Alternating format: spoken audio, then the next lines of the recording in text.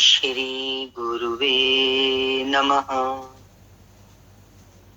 अष्टावक्र गीता 17वां प्रकरण, सूत्र 16।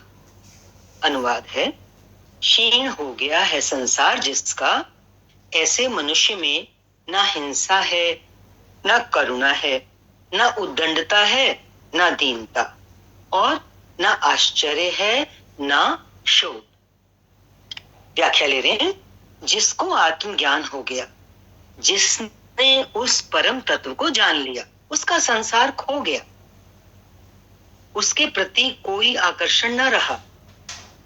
उसने अपने भीतर वासना, मोह, ममता, स्वार्थ आदि के कारण संसार के प्रति जो अच्छे बुरे, हे उपादेय, प्रिय और अप्रिय की दृष्टि बना रखी थी, वो दृष्टि ही बदल गई।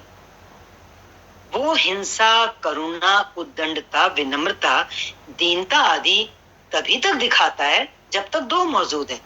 मनुष्य मनुष्य में भिन्नता दिखाई देती है। जब संपूर्ण सृष्टि में उसे एक ही आत्मा दिखाई देती है तो कौन किसकी हिंसा करे, कौन किसके प्रति करुणा दिखावे। अपने आप ही ये सब लुप्त हो जाते हैं। प्रयास पूर्वक कोशिश करके दया, करुणा, अहिंसा करनी नहीं पड़ती, फिर कोई व्रत नहीं लेना पड़ता। ऐसे ज्ञानी को ना आश्चर्य होता है, ना किसी बात में शोभ होता है। वो तो सर्वत्र कैसे भाव से रहता है? उपेक्षा भाव।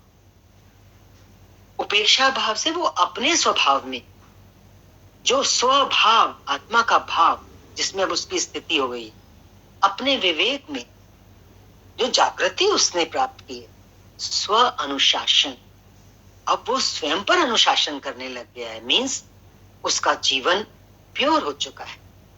इसलिए स्व अनुशासन से, अपने विवेक से और अपने स्वभाव से वो किस प्रकार जीता है? स्वच्छंद जीता है। अब उसे किसी के शासन की जरूरत नहीं है, बिल्कुल निष्पाप जीवन है अब उसका। ऐसा व्यक्ति ना दूसरों के अनुसार चलता है और ना दूसरों के विपरीत चलता है।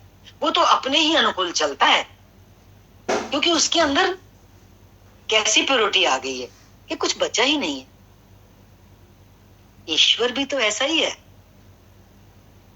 ना दयावान है, ना करुणावान, ना हिंसक, ना अहिंसक, ना दंड देता है, ना पुरस्कार देता है, ना उसने सृष्टि बनाई और ना वे चला रहा है। ईश्वर के भी तो यही लक्षण है। जो इस स्थिति को, आत्म की स्थिति को प्राप्त हुए व्यक्ति को हम देख रहे हैं, जो उसका जीवन स्वाभाविक हो गया, तो कैसा स्वाभाविक हो गया? बिल्कुल जैसे ईश्वर का हम देखते हैं। वह अपने सृष्टि को, परमात्मा ने यहाँ कह रहे हैं, ना उसने सृष्टि बनाई ना वो चला रहा है, तो सृष्टि फिर कैसे चल रही है? कह रहे हैं सृष्टि अपने विशिष्ट नियमों से चल रही है। इसलिए परमात्मा तो ना करता है और ना भोगता है। ज्ञानी भी तो ऐसा ही है, ना करता है ना भोगता है। बड़ी परम स्थिति है।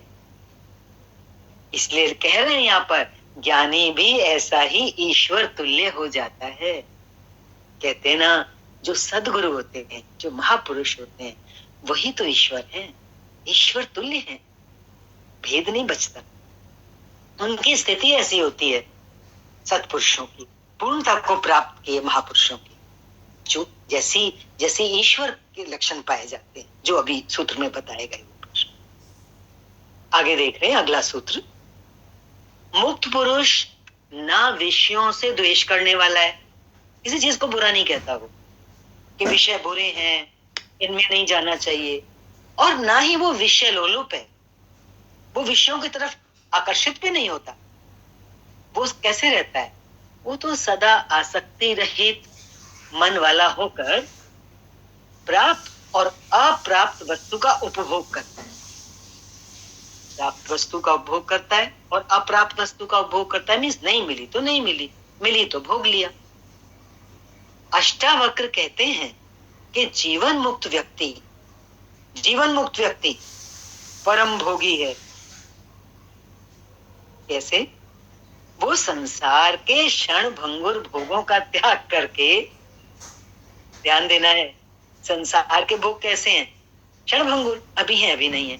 वो उनको छोड़ के कौन से आनंद में बैठा है? कौन से आनंद का भोग भोग रहा है? आत्म आनंद का भोग भोग, आत्म आनंद का शाश्वत भोग भोग रहा है, जो सदा रहने वाला भोग है।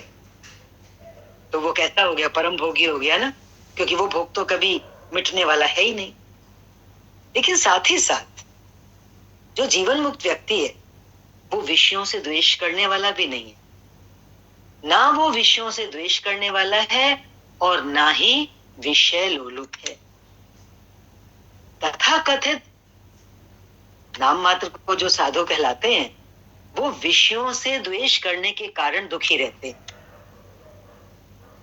उनके दुख का एक कारण विषयों से छूटना चाहते हैं, और संसारी उनमें लोलुप हैं। किन में? विषयों में। तो विषयों में आकर्षित रहने के कारण भी दुख होता है, क्योंकि वो कभी आकर्षण समाप्त नहीं होता। एक आकर्षण पूरा हुआ, वो लोलुपता और खींचती है, तो इंसान दुखी ही रहता है। तो क्या बता रहे हैं यहाँ पे कि तथाकथित जो साधु हैं वो विषयों से द्वेष करने के कारण दुखी रहते हैं, और संसारी उन विषयों के प्रति राग रखने के कारण दुखी रहते हैं। जो उन्हें मिला है उसमें भी दुखी हैं, और जो नहीं मिला है उसकी चिंता में दुखी है कि और मिले। अज्ञानी की दृष्टि ही ऐसी होती है कि वो हमेशा रोता ही है। हंसने की, आनंदित होने की कला वो जानता ही नहीं। ज्ञानी ही इसे जानता है। ज्ञानी की किसी में आसक्ति नहीं होती।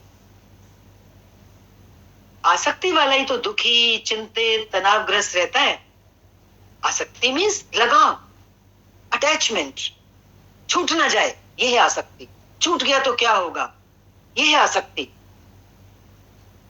तो स्वाभाविक है, आसक्ति वाला ही व्यक्ति तो चिंतित रहेगा, छूट ना जाए और मिले, वो दुखी रहेगा और टेंशन करेगा।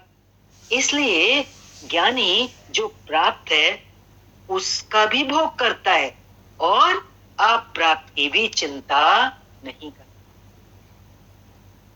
बहुत सुलझी हुई स्थिति है ज्ञानी की। जो प्राप्त है उसको क्या प्राप्त है? उसको तो आत्म आनंद प्राप्त है, जो शाश्वत है, वो उसका भोग भोग रहा है। और जो उसको नहीं प्राप्त उसकी वो चिंता नहीं कर रहा। अप्राप्त की भी चिंता नहीं करता, उसमें भी आनंदित होता है। इसको समझेंगे। रामकृष्ण ने जो बात कही आगे, रामकृष्ण ने कहा हमने संसार छोड़ा, परमात्मा पाया, इसलिए हम क्षणभंगुर को छोड़कर परम शाश्वत का भोग कर रहे हैं, अतः हम महान भोगी हैं। है ना? संसार छोड़ा जो क्षणभंगुर है और परमात्मा पाया जो शाश्वत है, तो वो कह रहे हैं हम महान भोगी हैं। और तुमने परमात्मा छोड़ा। संसारी क्या करता है? परमात्मा को छोड़ता है, संसार को पाता है। इसलिए तुम क्षण भंगुर में मरे जा रहे हो। भोग कर रहे हो क्षण भंगुर को। क्षण भंगुर में जब क्षण भंगुर भोगों को जब भोगेंगे तो वो तो भोग क्षण भंगुर है, अभी है अभी नहीं है। और फिर एक भोग भोगने के बाद दूसरे भोग की लालयता बनी रहती है, लोलुपता बनी रहती है। तो भोगा कहां? दुखी दुखी। जो मिला उसके जाने का दुख, अभी जो दूसरा फिर नहीं मिला उसको पाने का टेंशन। तो भोग कहां रहे हो? ये बोला रामकृष्ण। उन्होंने कहा तुमने शूद्र के लिए कौवे के पीठ के समान जो चीज है उसके लिए तुमने विराट छोड़ दिया, उस परमेश्वर को छोड़ दिया। अरे तुम तो महान त्यागी हो और हम महान भोगी। वो संसारियों को महान त्यागी कह रहे हैं क्योंकि उन्होंने, संसारी व्यक्ति ने महान को छोड़ा ना। महान कौन है? परमेश्वर विराट। उसको छोड़ के शूद्र के पीछे, शूद्र विषय भोगों के पीछे भागता है संसारी। तो वो ऐसे बोल रहे हैं तुम तो महान त्यागी हो। और स्वयं क्योंकि महापुरुष जो हैं, आत्मज्ञानी जो हैं, वो उस शाश्वत आनंद में डूबे रहते हैं और जो कभी समाप्त नहीं होता, जो कभी आने और जाने वाला नहीं है। तो वो अपने को क्या कह रहे हैं? हम महान भोगी हैं। इस सूत्र में ये बता। अगला सूत्र ले रहे हैं, शून्य चित्त पुरुष। चित्त खाली है विचारों से, वृत्तियों से। शून्य चित्त पुरुष समाधान और असमाधान के, हित और अहित के विकल्प को नहीं जानता है। ये दो बातें उसकी जीवन में नहीं है। वो तो कैवल्य जैसा स्थित है, एक में स्थित है, तो दो चीजें वहां है ही नहीं। समाधान असमाधान, हित और अहित जैसे विकल्प वहां उसके जीवन में नहीं है, उसके अंदर नहीं है। व्याख्या में बता रहे हैं कि चित्त जब तक उद्वेलित है तभी तक संकल्प विकल्प उठते हैं, और तभी तक समाधान और असमाधान के विचार उत्पन्न होते हैं। तभी तक हित और अहित का ध्यान बना रहता है। चित्त की चंचलता ही कारण है इसके पीछे। हमारे लिए समझने की बात, हमारे अंदर इतने संकल्प विकल्प क्यों उठते हैं? क्योंकि चित्त की चंचलता है, उसी को तो शांत करना है ज्ञान से। और जीवन में कभी किसी बात का समाधान मिलता है, कभी असमाधान के विचार भी उत्पन्न हो जाते हैं। समाधान करने के बाद अंदर में एक उद्वेलित होता रहता है, अंदर की जो स्थिति है डावाडोल, और तभी तक हित और अहित का ध्यान भी बना रहता है। क्या अच्छा है, क्या बुरा है। और ये सब चीजें जो है ये किस कारण से है? ये सब अहंकार के ही कारण है। हम इस छोटी आई में शरीर मन बुद्धि चित्त से जुड़ के बैठे हैं, इसलिए ये सब चीजें जन्म लेती हैं अंदर में, और चित्त उद्वेलित रहता है। तरंगित मन ही इन विक्षेपों का जन्म दाता है। तरंगित मीन्स वृत्तियां, तरंगित मन ही इन विक्षेपों का, कौन से विक्षेप? संकल्प विकल्प, समाधान असमाधान, हित अहित, ये सब विक्षेप ही तो हैं। और इनको जन्म देने वाला कौन है? मन की तरंगे, मन की वृत्ति, चित्त की चंचलता।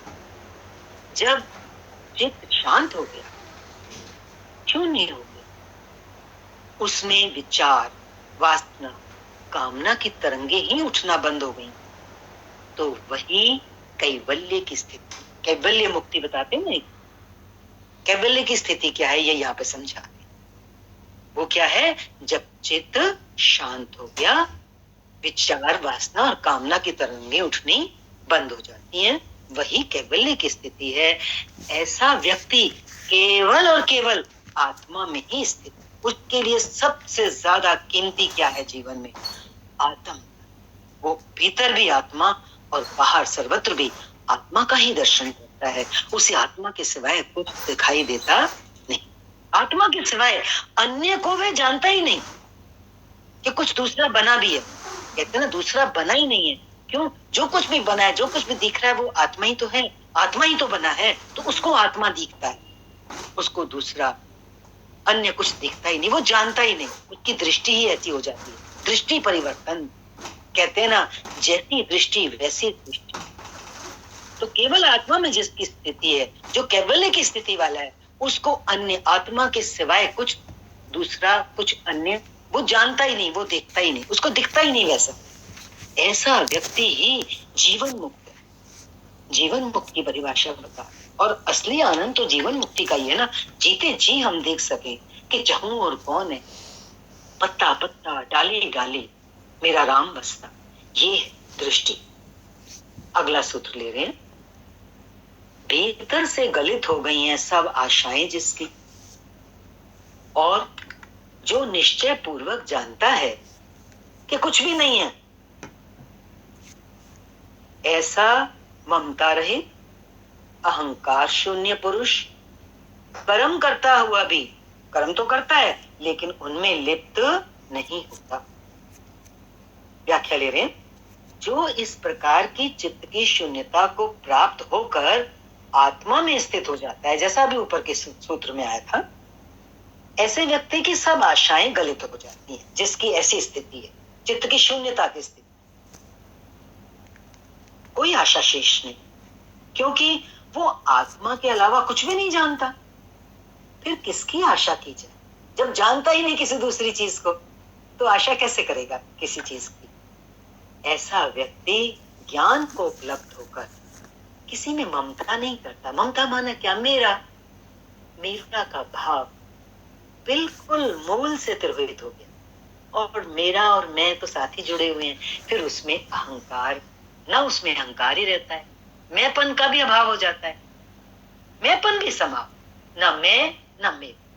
देखो पूरा संसार, पूरी माया, पूरा ज्ञान दो शब्दों में समेट सकते हो, मैं और मेरा। ये दो गए तो कैवल्य की स्थिति है, आत्म स्थिति है, आत्मा में स्थिति है, जीवन मुक्त की स्थिति है। मैंपन का भी अभाव हो जाता है, जिससे उसका कर्ता भाव मिट जाता है। वो जब कर्ता भाव मिट गया तो शरीर में बैठा है तो कुछ ना कुछ तो करेगा ही, इसलिए कह रहे हैं वो करता हुआ भी नहीं करता, करता है लेकिन नहीं करता है, क्योंकि कर्ता भाव नहीं है, इसलिए कह रहे हैं नहीं करता है, क्योंकि उसके किए का कोई फल नहीं है, कर्म उसे बांधेंगे नहीं है, तो वो क्या रह गया। अब जब वो कोई कर्म कर रहा है, कोई क्रिया कर रहा है, तो उसका शरीर क्या है उस समय, केवल उपकरण मात्र, एक यंत्र मात्र। परमात्मा उससे जो कराता है वो कर लेता है। ऐसा व्यक्ति अलिप्त रहता है, कीचड़ में कमल की अलिप्त स्थिति हो जाती है, ऐसे लिपायमान नहीं है ना किसी चीज। अगला सूत्र ले रहे, इस प्रकरण का आखिरी सूत्र है, जिसका मन गलित हो गया है और जिसके मन में कर्म, मोह, स्वप्न और जड़ता सब समाप्त हो गए, वो पुरुष कैसी अनिर्वचनीय अवस्था को प्राप्त, उसकी अवस्था कैसी है, अनिर्वचनीय, शब्दों में नहीं कह सकते, कोई वचन नहीं बोल सकते ऐसी अवस्था के लिए। व्याख्या में बता रहे हैं कि आत्म ज्ञान में मुख्य बाधा मन ही है, पकड़ने जैसी चीज है मन। आत्म ज्ञान में मुख्य बाधा मन ही है। कर्म, मोह, हमारे स्वप्न और हमारी जड़ता का आभास कहां होता है, मन से ही होता है। पहले मन में उठता है, फिर कोई कर्म होता है, मन से ही उठता है तो मोह होता है कि ये मेरा है, मन ही तो कहता है। स्वप्न में भी मन ही होता है, शरीर तो जड़ होता है। और जड़ता का आभास, ये जीवन जो हमारा शरीर मन को लेके है, स्थूल जीवन, इसका आभास भी किससे हो रहा है, मन से ही तो होता है। मन है तो सब कुछ है। तो आत्म ज्ञान में जो मुख्य बाधा है वो क्या हो गई, मन हो गई। अतः जिसका मन गलित हो गया, मन ही नहीं बचा, कहते ना मन बेचे सतगुरु के हाथ। मन जिसने सतगुरु को दे दिया, सौदा कर लिया और आत्म ज्ञान ले लिया। मन जिसका गलित हो गया है, जिसके कर्म, मोह, स्वप्न और जड़ता, शरीर और संसार की जड़ता ही तो है, ये सब जड़ है, ये सब समाप्त हो जाते हैं उसके। ऐसा व्यक्ति पूर्ण चैतन्य और जागृत अवस्था, जागृत अवस्था कौन सी है, आत्म अवस्था में नित्य स्थित रहता है।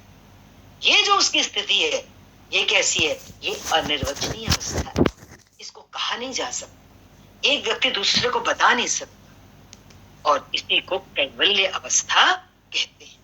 केवल, केवल वो एक, इसका वर्णन नहीं किया जा सकता। ये तो जो चखे वो ही जानता है। सभी ज्ञानियों ने ऐसा ही कहा है कि ये स्थिति वर्णातीत है, वर्णन के अतीत है, परे। कबीर ने इसे अपनी भाषा में क्या शब्द दिया, अमनी दशा कहा। ये दशा अमनी दशा, अमनी में जहां मन नहीं है, मन अमन हो गया। वेदों ने इसे रित कहा, ज्ञान को कहते हैं। बुद्ध ने इसे धम्म कहा, धर्म कहा, क्योंकि आत्मा ही एकमात्र धर्म है ना। यही है परमात्मा, भगवान, ईश्वर, ब्रह्म, सत्य, किसी नाम से भी कहो। ये स्थिति, ये जो कैवल्य की वर्णातीत स्थिति है, यही तो परमात्मा है, यही तो भगवान है, यही ईश्वर है, यही ब्रह्म है, यही सत्य है, यही स्वभाव है, यही परम नियम है। परम, इस नियम के पार और कोई नियम बचता नहीं। यही बुद्धत्व है, बोध की स्थिति, और यही तो एकमात्र ज्ञान है, पाने योग्य। सूत्र पूरा हुआ। इति श्री अष्टावक्र गीतायाम सप्तदशकम प्रकरणम समाप्तम। ओम शांति शांति।